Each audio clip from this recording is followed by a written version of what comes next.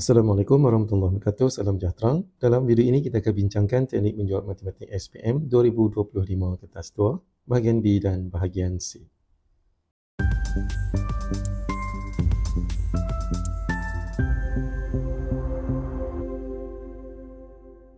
Dalam video ini kita akan bincangkan soalan percubaan dari negeri Perak.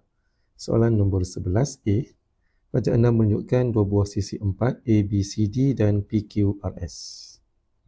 Sisi 4 PQRS ialah imej bagi sisi 4 ABCD di bawah satu pantulan.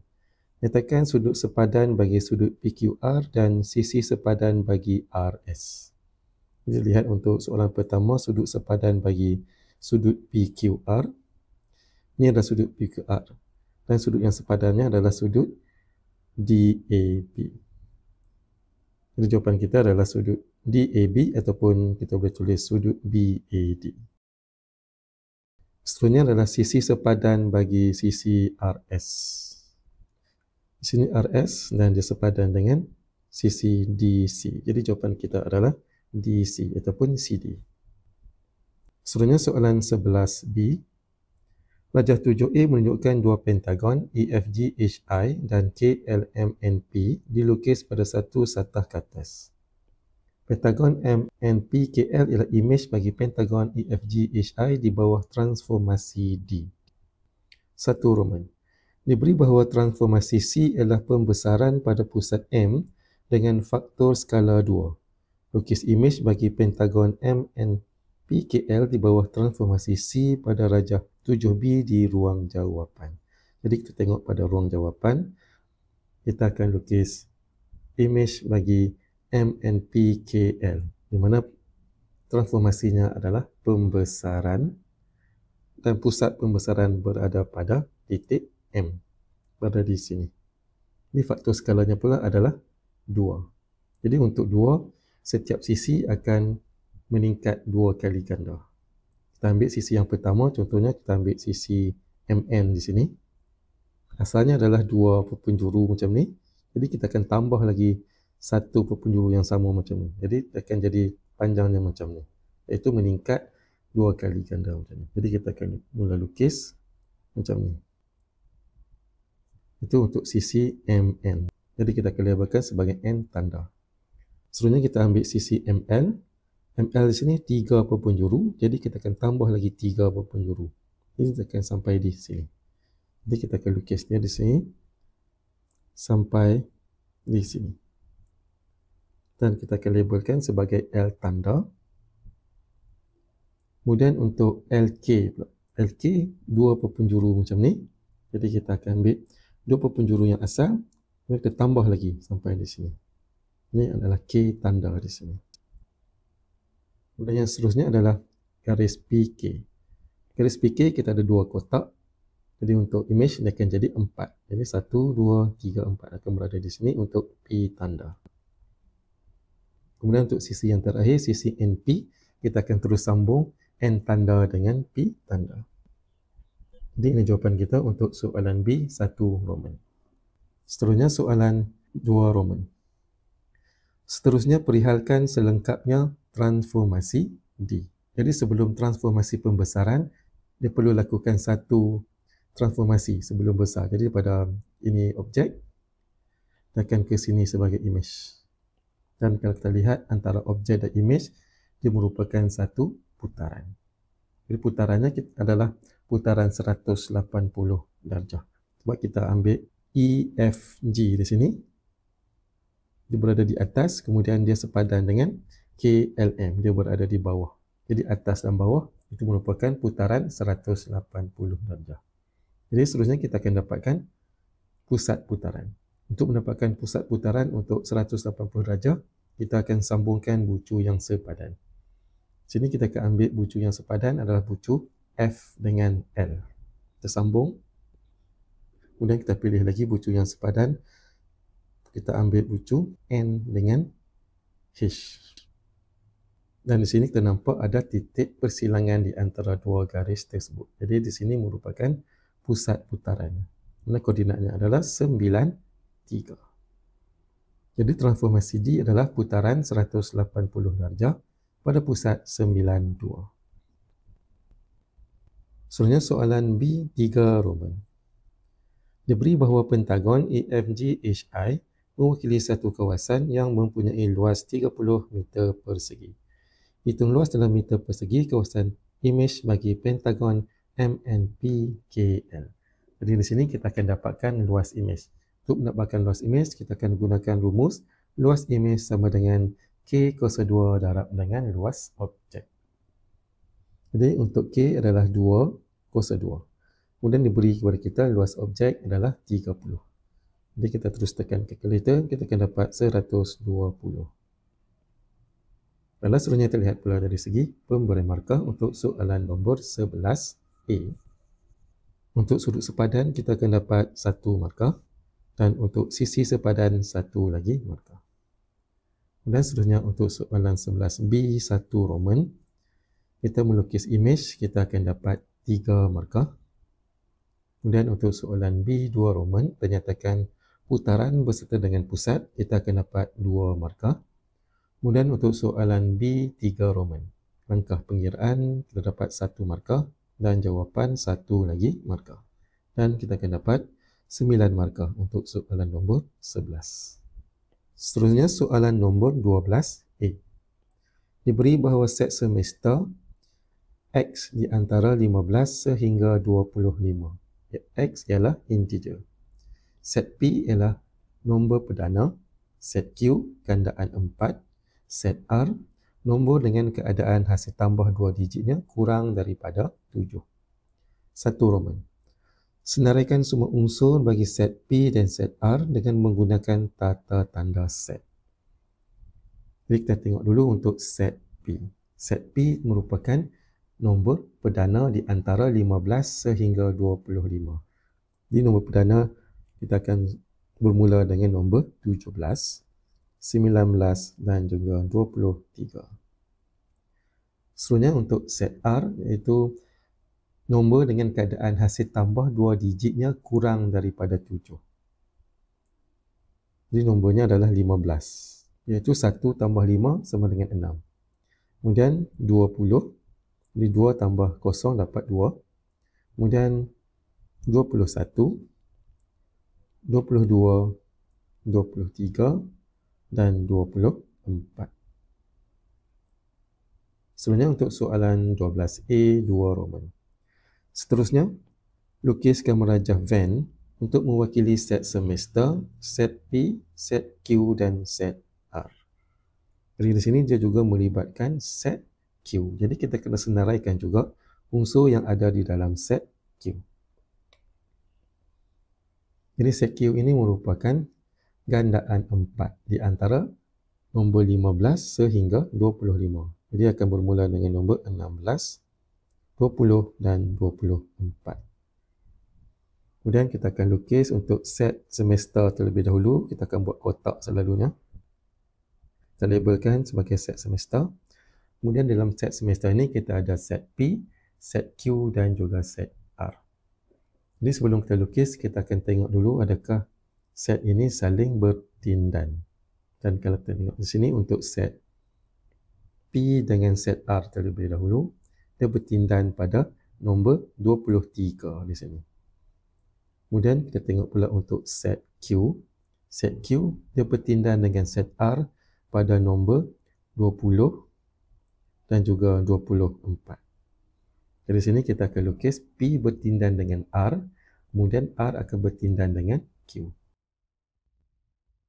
Ini adalah set P, set R dan set Q. Kemudian kita akan masukkan unsur-unsur yang ada di dalam setiap set. Jadi untuk set P dengan R, dia bertindan adalah unsur 23. Jadi di sini kita akan letakkan titik pada hadapan nombor tersebut yang menandakan ia adalah unsur. Dan sini 17 dan 19. Dan untuk set R yang lain 15, 21 dan 22. Kemudian yang bertindan dengan Q 20 dan 24. Kemudian untuk set Q yang lain 16. Kemudian nombor-nombor yang tidak ada di dalam set P, Q dan R adalah nombor 18 dan juga nombor 25. Seterusnya soalan nombor 12B. Satu tinjauan telah dilakukan kepada 170 responden tentang haiwan peliharaan kegemaran. Terdapat 3 jenis haiwan yang disenaraikan iaitu kucing, arnab dan ikan. Keempat menunjukkan dapatan tinjauan itu. 1 Roman. Diberi bahawa set K adalah responden yang memilih kucing, set A responden yang memilih arnab dan set I responden yang memilih ikan. Menggunakan maklumat di jadual 4, lengkapkan gemarajah Venn pada darjah 8 di ruang jawapan. Tengok pada ruang jawapan, kita ada set K, set I dan juga set A. Jadi untuk melengkapkan gemarajah Venn ini, kita akan tengok persilangan ketiga-tiga set ini terlebih dahulu. Kita tengok balik pada jadual 4. Ketiga-tiga haiwan peliharaan adalah 5. Jadi kita letakkan 5 di tengah-tengah di sini. Kemudian seterusnya kita tengok ikan sahaja ada 9. Jadi kita letak pada set I yang tidak bersilang dengan mana-mana set 9 di sini. Kemudian untuk yang ketiga, kita tengok arnab sahaja ada 18. Yang 18 ia untuk arnab sahaja tanpa persilangan dengan mana-mana set. Kemudian yang seterusnya, arnab dan ikan ada 30. Ini adalah persilangan di antara set A dan juga set I sama dengan 30. Jadi di sini telah ada 5, jadi kat sini tinggal 25. Jadi boleh kita tambah balik, I dengan A ada 30. Seterusnya pula adalah set kucing dan ikan. Kita ada 24, iaitu KI 24. Jadi di sini dah ada 5, jadi kita tolak dengan 5, kita dapat 19 di sini. Dan seterusnya adalah set arnab, kita ada 70.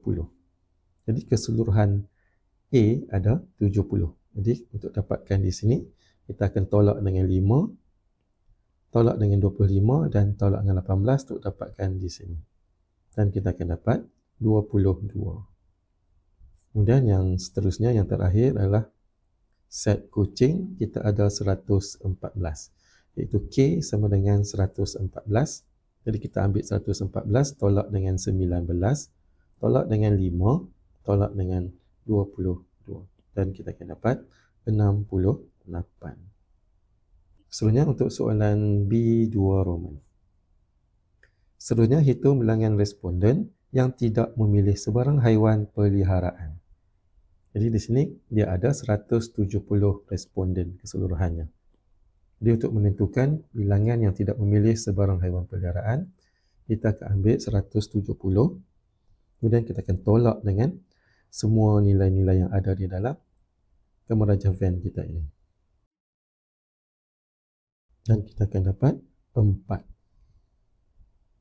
Jadi di sini untuk jawapan kita pada B1 Roman tadi, kita kena letak 4 yang tidak mewakili set I, set A dan juga set K. Baiklah, seterusnya terlihat pula dari segi pemberi markah untuk soalan nombor 12A1 Roman. Kita senaraikan unsur bagi set P 1 markah, set R 1 markah. Kemudian untuk soalan 12A2 Roman, kita melukiskan merajah Venn, kita akan dapat 3 markah. Sebenarnya untuk soalan 12B 1 Roman, kita melengkapkan gambar rajah Venn di sini, kita akan dapat 3 markah. Kemudian untuk soalan B2 Roman, kita akan dapat 1 lagi markah. Dan kita akan dapat 9 markah untuk soalan nombor 12. Seterusnya soalan nombor 13. Jadual 5 menunjukkan taburan markah bagi 40 orang murid kelas 5 usaha dalam satu ujian matematik. Soalan A. Berdasarkan data di jadual 5, lengkapkan jadual 6 di ruang jawapan. Tengok pada ruang jawapan, kita ada bahagian sempadan atas dan juga kekerapan longgokan. Jadi untuk sempadan atas, kita akan tengok had atas bagi setiap kelas. Had atas ini adalah 50. Jadi untuk dapatkan sempadan atas, kita akan tambah 0.5. Jadi dia akan dapat 50.5. Kemudian di sini 60.5 dan seterusnya. Seterusnya pula adalah kekerapan longgokan. Untuk mendapatkan kekerapan longgokan, kita akan tambah kekerapan merentas kelas. Kelas yang pertama kita ada 1, kemudian bila kita masuk ke kelas yang kedua ada 3, jadi 1 tambah 3 kita akan dapat 4. Kemudian 4 ditambah dengan kelas yang ketiga 8, kita akan dapat 12. Dan kita akan buat untuk kelas-kelas yang seterusnya. Jadi kekerapan longgokan kita akan bermula dengan 0 di sini. Kemudian seterusnya 1, 4, 12, 25, 34 dan 40. Seterusnya soalan 13B. Untuk carian soalan ini, gunakan kertas graf yang disediakan. Menggunakan skala 2 cm kepada 10 markah pada paksi X dan 2 cm kepada 5 orang murid pada paksi Y, lukis satu ogif bagi data tersebut. Jadi untuk paksi X di sini, kita akan menggunakan sempadan atas. Kalau untuk paksi mencancang ataupun paksi Y, kita akan gunakan kekerapan longgokan. Jadi pertama sekali kita akan lukis dulu paksi X dan paksi Y. Jadi untuk paksi X, kita akan mulakan dengan sepadan atas 40.5. Kemudian kita akan lukis pula paksi Y, itu paksi mencancang. Mana untuk 2 cm bersamaan dengan 5. Dan seterusnya kita akan plotkan ogif kita. Bermula dengan kekerapan kosong untuk 40.5. Kemudian yang seterusnya nilai 1. Kemudian seterusnya adalah 4. Kemudian kita akan buat untuk nilai-nilai yang seterusnya. Okay, seterusnya kita akan sambungkan ke semua titik-titik ini dengan satu garis. Jadi jawapan kita untuk soalan 13B. Seterusnya soalan 13C. Daripada ogif yang dibina di 13B, hitung julat antara kuartil dan persentil ke 35. Jadi untuk mendapatkan julat antara kuartil, kita akan ambil kuartil ketiga tolak dengan kuartil yang pertama. Jadi untuk kuartil yang pertama, kita ambil 1/4 daripada 40, kita dapat 10. Jadi kita akan ambil kekerapan 10. Dan nilainya di sini adalah 68.5. Kemudian untuk kuartil ketiga, kita ambil 3/4 darabkan dengan 40, kita dapat 30. Jadi kita akan ambil kekerapan yang ke-30. Jadi di sini kita akan dapat 85.5. Jadi kita akan ambil 85.5 tolak dengan 68.5 dan kita akan dapat 17. Ini untuk julat antara kuartil. Kemudian soalan yang seterusnya adalah persentil ke-35. Persentil ke-35 adalah 35% daripada jumlah data kita 40, kita akan dapat 14. Jadi kita akan tengok kekerapan yang ke-14. Dan kita akan dapat 72.5. Kalau seterusnya kita lihat pula dari segi pemberi markah untuk soalan nombor 13A. Kita senaraikan semua sepadan atas yang betul, kita akan dapat 1 markah. Kemudian untuk kekerapan longgokan, kita akan dapat 1 lagi markah. Dan seterusnya untuk soalan B, kita melukis ogif. Kita melukis paksi mengufuk dan paksi mencancang yang betul dan seragam, 1 markah. Kemudian kita plotkan semua titik dengan betul. Kita akan dapat 2 markah. Kemudian kita sambungkan ke semua titik-titik ini dengan satu garis. Kita akan dapat 1 lagi markah. Seterusnya untuk soalan 13C, kita mendapatkan julat antara kuartil langkah pengiraan 1 jawapan 1. Kemudian untuk persentil ke-35, kita akan dapat 1 lagi markah. Dan kita akan dapat 9 markah untuk soalan nombor 13. Seterusnya soalan nombor 14. Encik Aidil balik ke kampungnya Penaga Pulau Pinang dengan kereta. Soalan A. Yoda 7 menunjukkan sebahagian maklumat perjalanan Encik Aidil. Jarak di antara Taiping dengan Penaga ialah 90 km. 1 Roman. Nyatakan nilai M dan N pada darjah 9 di ruang jawapan bagi menggambarkan keseluruhan perjalanan. Jadi kita tengok untuk ruang jawapan, di sini kita ada N, di mana N itu adalah masa, kemudian M adalah jarak dalam kilometer. Ini merupakan jarak dari Taiping ke Penaga, diberitahu kepada kita adalah 90. Jadi M ini adalah 90. Sebab dia merupakan jarak yang paling jauh sekali. Kemudian untuk N pula, dia bermula pada masa 45 di sini, grafnya mendatar. Maksud dalam keadaan pegun ataupun berhenti. Jadi kita akan tengok pada jadual. Pada 8.55 pagi, berhenti di hentian Alor Pongsu selepas memandu sejauh 45 km. Kemudian 9.10 bergerak dari hentian Alor Pongsu ke Penaga. Jadi di sini dia berhenti bermula pada pukul 8.55 pagi sehingga pukul 9.10 pagi. Jadi jarak masa di sini adalah 15 minit. Jadi untuk dapatkan nilai N, kita ambil 45 tambah dengan 15. Jadi N sama dengan 60.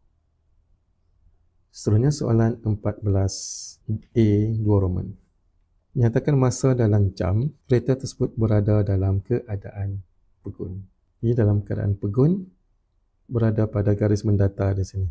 Iaitu dari masa 45 hingga masa ke 60. Jadi 60 tolak 45 kita dapat balik 15 tadi. 15 minit tadi kita akan tukar kepada jam. Jadi 15 kita bahagi dengan 60. Jadi kita akan dapat 0.25 jam. Seterusnya untuk soalan A3 Roman. Hitung laju purata dalam kilometer per jam keseluruhan perjalanan. Jadi untuk laju purata, kita ambil jarak keseluruhan bahagi dengan masa keseluruhan. Jadi jarak keseluruhannya adalah 90 km dan masa keseluruhannya adalah 115 minit. Jadi kita ambil jarak per dengan masa, iaitu 90 per dengan 115, kita tukarkan kepada unit jam terbahagi dengan 60. Dan kita akan dapat 46.96 km per jam. Seterusnya soalan B. Darjah 10 menunjukkan graf laju masa bagi satu zarah dalam tempoh 30 saat. 1 Roman. Nyatakan laju seragam dalam meter per saat zarah itu. Jadi untuk laju seragam, kita akan tengok graf yang mendatar. Itu berada di sini. Dan lajunya adalah 15 meter per saat. Seterusnya untuk soalan B2 Roman.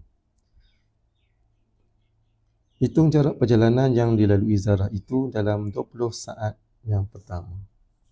Jadi kata kunci di sini adalah jarak. Jadi untuk mendapatkan jarak bagi graf laju masa, kita akan dapatkan luas di bawah graf. Luas bawah graf ini kita akan ambil masa sehingga 20 saat ini saja. Di sini kita akan pecah kepada dua bentuk. Ini kita ada bentuk segitiga, terdapat sebagai A. Dan kita ada satu lagi bentuk trapezium, ini adalah B. Jadi kita akan cari luas segitiga dan luas trapezium. Jadi untuk luas segitiga, kita akan ambil 1/2, darabkan dengan tapaknya 15, darab dengan tinggi 40. Ini untuk segitiga. Kemudian untuk trapezium, 1/2, darab dengan hasil tambah 2 sisi selari. Sisi selarinya adalah 15 dan juga 40. Kemudian kita darabkan dengan tinggi. Tingginya adalah 5 di sini.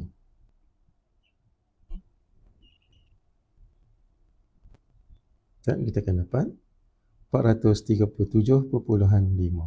Atau kita boleh tulis 437 1/2. Lalu seterusnya kita lihat pula dari segi pemberian markah untuk soalan nombor 14A. Kita mendapatkan nilai M1 markah, nilai N1 markah. Kemudian untuk soalan A2 Roman 1 markah. Kemudian untuk soalan A3 Roman langkah pengiraan 1 jawapan 1. Seterusnya untuk soalan 14B 1 Roman 1 markah. Kemudian untuk soalan 14B 2 Roman langkah pengiraan 1. kita dapat 2 markah. Dan jawapan akhir 1 lagi markah.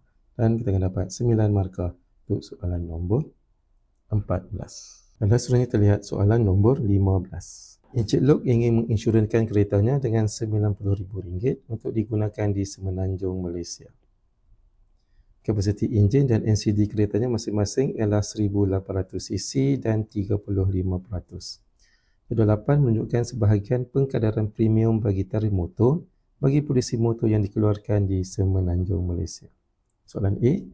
Hitung premium kasar bagi kereta Encik Lok untuk polisi komprehensif. Jadi untuk polisi komprehensif, kita akan tengok nilai yang ingin diinsurans adalah RM90,000. Jadi untuk RM90,000 ini kita akan pecahkan untuk RM1,000 yang pertama, kita akan tengok jadual.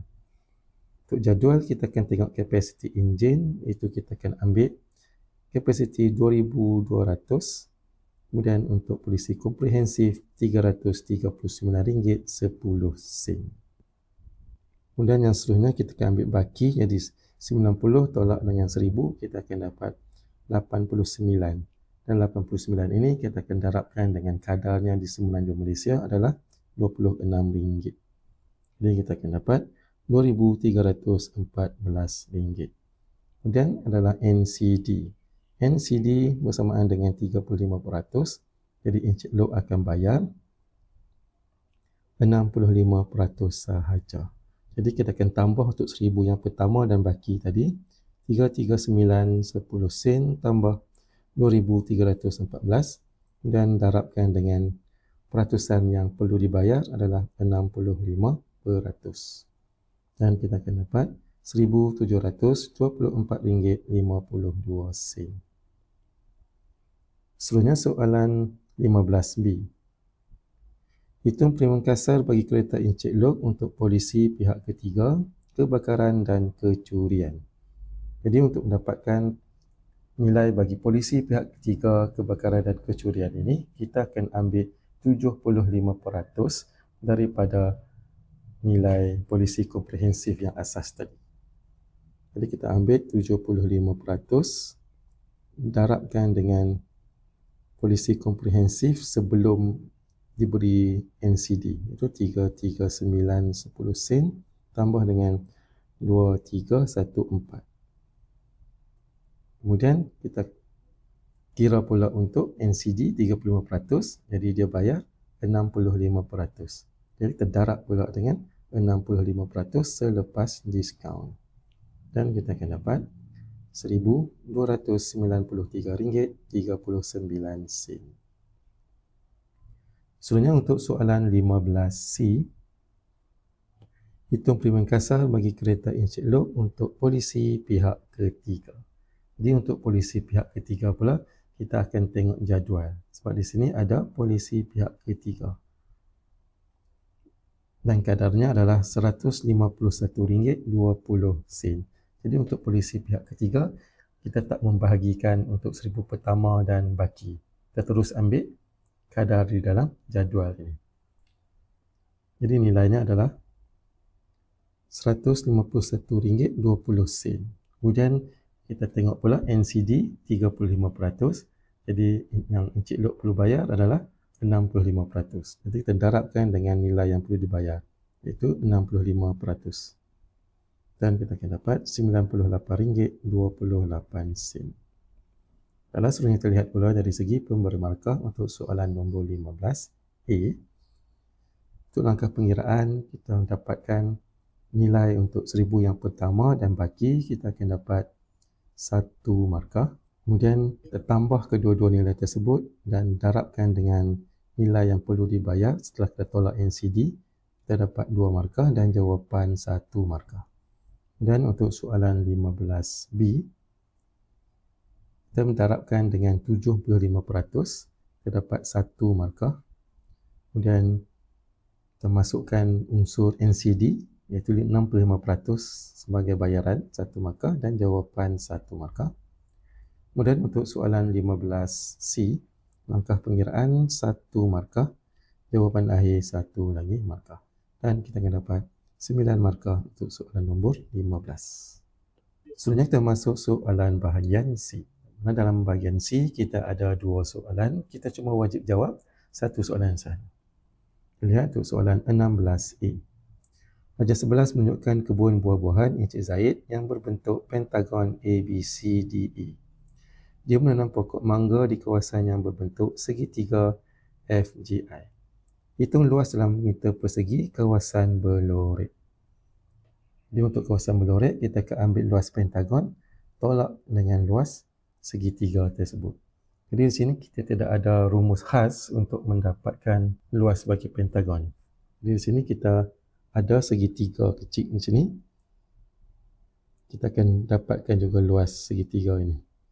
Jadi secara keseluruhannya kita akan dapatkan dulu luas bagi ke semua segi empat ni. Kemudian kita akan tolak dengan segitiga di sini. Dan kemudian kita tolak dengan segitiga yang ada di dalam ni.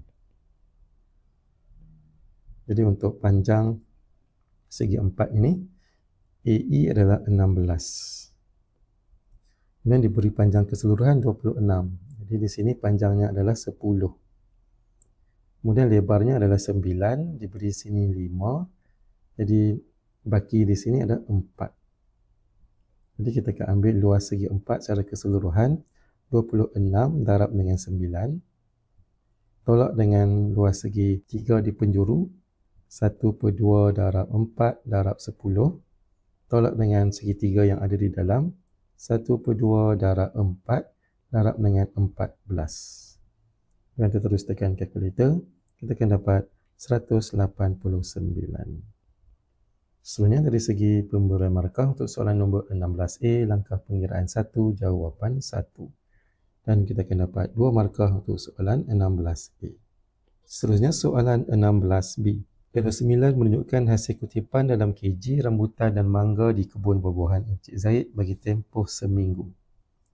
Diberi bahawa mean dan varian bagi mangga masing-masing ialah 13 dan 1.71. Buat satu kesimpulan tentang hasil pengeluaran rambutan dan mangga. Jadi di sini diberi kepada kita mean dan varian untuk mangga. Jadi bila kita nak buat perbandingan, kita kena dapatkan mean dan juga sisihan piawai.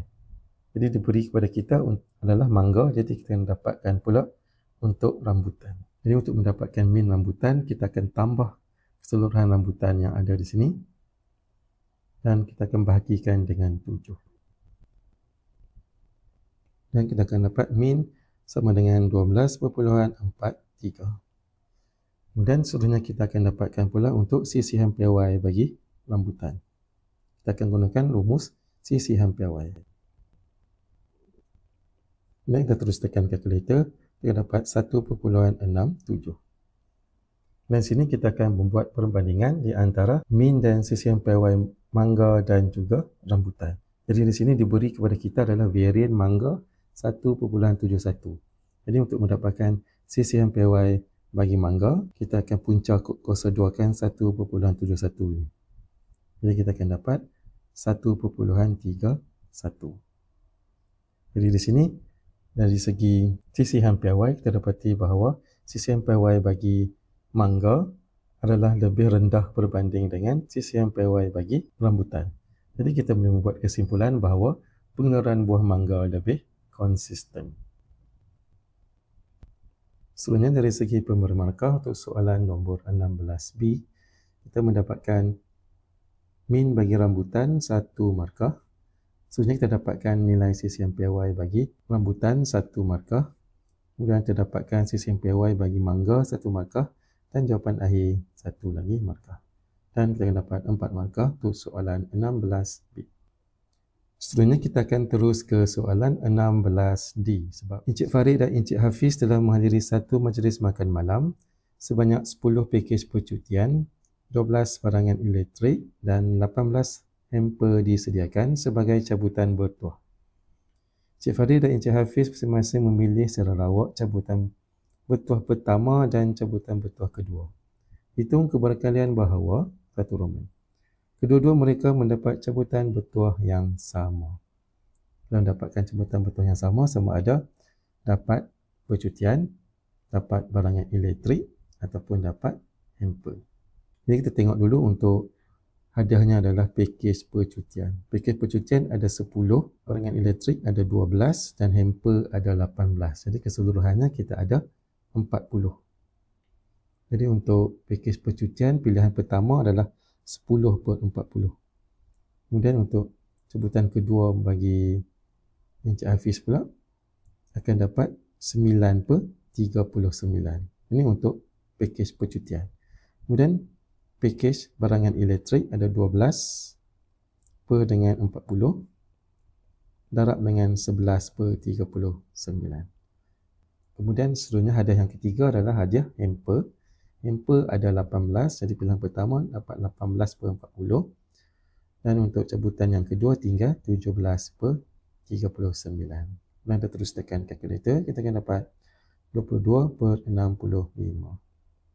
Seterusnya soalan 16. Di 2 Roman, sekurang-kurangnya seorang daripada mereka mendapat barangan elektrik.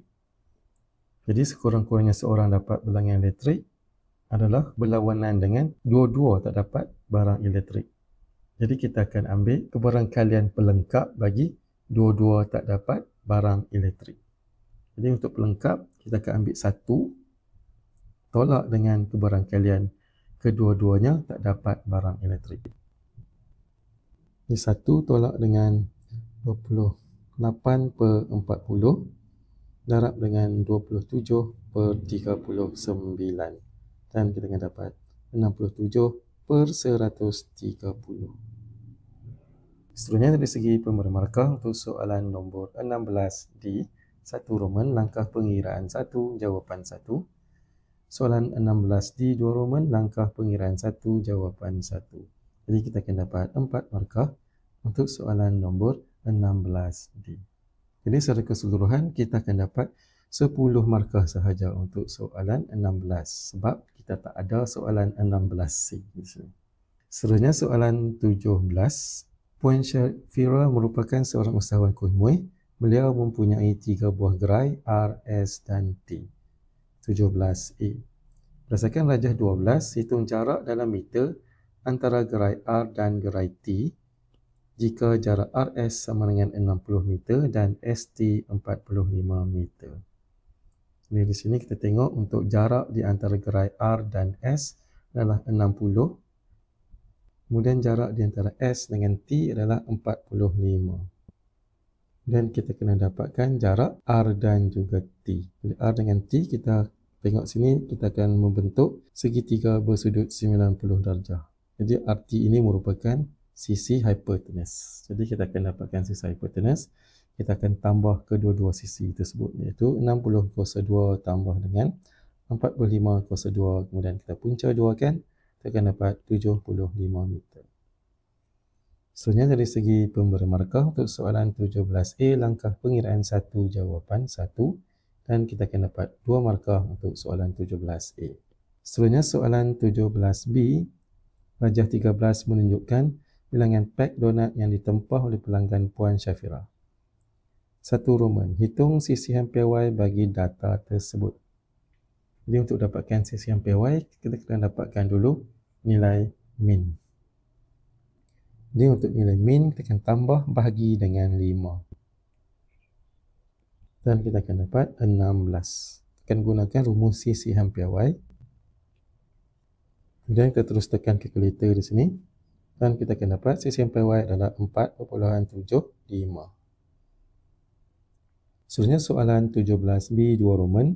Diberi min untuk tempahan karipap ialah 16 dan sisihan PY-nya adalah 5.42. Antara donat dan karipap, manakah yang dapat menjana pendapatan yang lebih stabil kepada Puan Syafira? Berikan justifikasi anda. Jadi kata kunci di sini adalah pendapatan yang lebih stabil. Itu dia seerti dengan konsisten. Jadi untuk dapatkan yang lebih konsisten, kita akan tengok sisihan PY yang lebih kecil. Jadi di sini sisihan PY yang lebih kecil adalah donat. Jadi jawapan kita adalah donat. Justifikasinya kerana tempahannya lebih konsisten. Seterusnya dari segi pemberi markah untuk soalan nombor 17A, soalan nombor 17B 1 Roman, kita dapatkan nilai min 1 markah, kemudian langkah pengiraan untuk mendapatkan C sampai Y 1 markah, jawapan 1 markah. Dan untuk soalan 17B 2 Roman 1 lagi markah. Dan kita akan dapat 4 markah untuk soalan 17B. Seterusnya kita lihat soalan nombor 17C. Pelajaran 14 menunjukkan satu laluan pelanggan yang dibina berbentuk heksagon sekata. 1 Roman. Berapakah nilai sudut pedalaman poligon tersebut? Jadi kita kunci di sini adalah sudut pedalaman. Sudut pedalaman adalah sudut di sini. Jadi untuk mendapatkan sudut pedalaman bagi suatu poligon, kita boleh gunakan rumus sudut pedalaman poligon, iaitu n tolak dengan 2 darabkan dengan 180. Kemudian kita bahagikan dengan n. Jadi n di sini bersamaan dengan 6. Jadi 6 tolak dengan 2 darab 180 bahagi dengan 6, kita akan dapat 120 darjah. Seterusnya untuk soalan 17C 2 Roman. Seorang pelanggan berdiri di kawasan sudut peluaran satu bucu poligon tersebut. Hitung sudut peluaran tersebut. Jadi kalau sudut peluaran pula dia berada di sini. Dia adalah sudut yang bersebelahan dengan sudut pedalaman. Jadi kalau sudut pedalaman tambah dengan sudut peluaran akan dapat satu garis lurus iaitu 180. Jadi untuk mendapatkan sudut peluaran kita ambil sudut 180 tolak dengan sudut pedalaman. Jadi 180 tolak dengan 120. Kita akan dapat 60 darjah. Sebenarnya dari segi pemberi markah untuk soalan nombor 17C 1 Roman, langkah pengiraan 1, jawapan 1. Untuk soalan 2 Roman, langkah pengiraan 1, jawapan 1. Jadi kita akan dapat 4 markah untuk soalan 17C. Seterusnya soalan 17D. Di gerai S terdapat 10 jenis kuih yang terdiri daripada 6 jenis kuih moden M dan 4 jenis kuih tradisional T.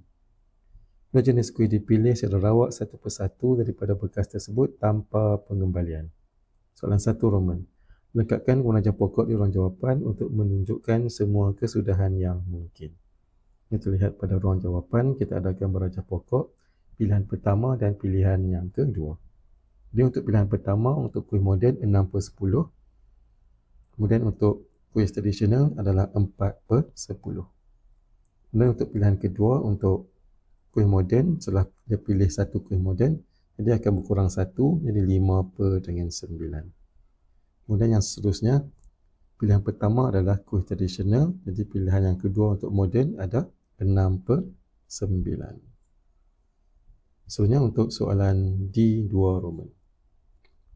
Hitung kebarangkalian sekurang-kurangnya satu kuih tradisional dipilih. Kalau sekurang-kurangnya satu kuih tradisional dipilih bermaksud dia berlawanan dengan kedua-dua kuih moden. Jadi untuk mendapatkan jawapan, kita akan ambil pelengkap kepada kedua-duanya adalah moden. Jadi kedua-dua moden adalah di sini MM. Iaitu 6/10 darabkan dengan 5/9. Jadi untuk mendapatkan pelengkapnya, 1 tolak dengan moden. Jadi 1 tolak 6/10 darab dengan 5/9. Dan kita akan dapat 2/3. Seterusnya dari segi pemberi markah untuk soalan nombor 17D 1 Roman, kita akan dapat 2 markah. Kemudian untuk soalan D2 Roman, langkah pengiraan, kita akan dapat 2 markah, jawapan akhir 1 lagi markah. Dan kita akan dapat 5 markah untuk soalan 17D. Dan secara keseluruhan, kita akan dapat 15 markah untuk soalan nombor 17. Baiklah, sampai sini dulu untuk video kita pada kali ini. Sekian, terima kasih, selamat belajar dan jumpa lagi untuk video yang seterusnya.